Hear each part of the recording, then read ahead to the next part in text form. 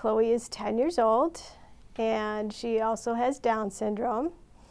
She was diagnosed with ALL, acute lymphoblastic leukemia, on May 23rd, 2012, because everybody remembers the date. Those dates tend to stick in your head. A few weeks before that, Chloe had woken up and she was crying, and she said, my stomach hurts, my leg hurts, and she couldn't walk.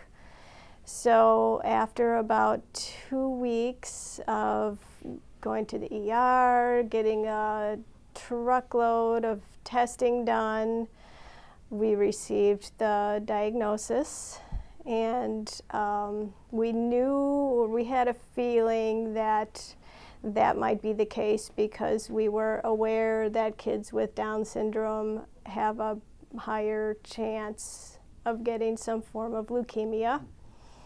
They said, 10-20% chance getting Down syndrome. She had Down syndrome. They said there's a slight chance, maybe 30-40% chance she'll need heart surgery, and at 5 months she had open heart surgery. They said there's a slight chance she'll have cataracts. She has cataracts.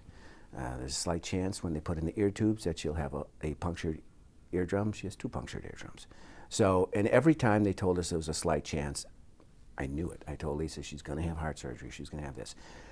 When they told us that she had leukemia, I knew she was going to make it. And that's the one thing that's really been good for me, is that I always knew, I don't care what the percentages was, I knew that she had what they thought she wouldn't.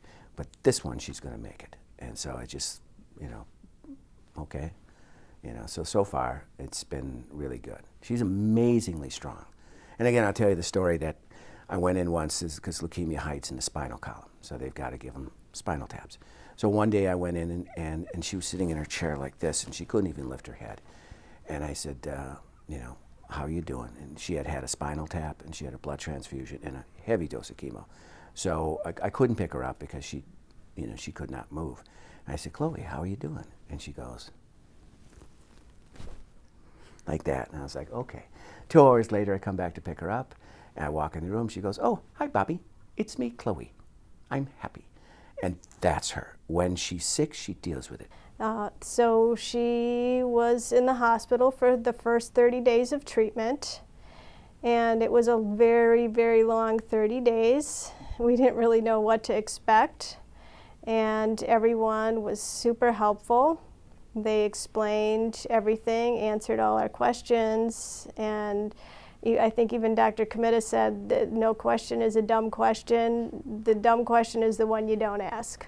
So everybody was super helpful in answering all our questions and making us feel as comfortable as you really can under the circumstances. So Chloe has a Metaport, and once a month they access her port to flush it out and check it. Every 3 months she has a spinal with chemo, and she also receives chemo through her port.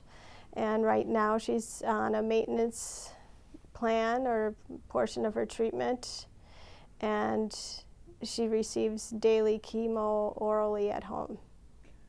Oh, it's amazing. I mean, without the research, she may not be here. And we got to know a lot of kids, obviously, parents of a child with Down syndrome. Lisa's part of Down syndrome moms and cancer moms, and so a lot of people that are making it, and it's because of the research. It's wonderful because you got people that don't have children with Down syndrome, don't have children with cancer, and they're dedicated, like you. They're dedicated to people they don't know. Eventually you get to know them, eventually you get part of it, but there's so many people who are just doing this because they're kind people. And I think that part of the research is the kindness too. People who are kind help people.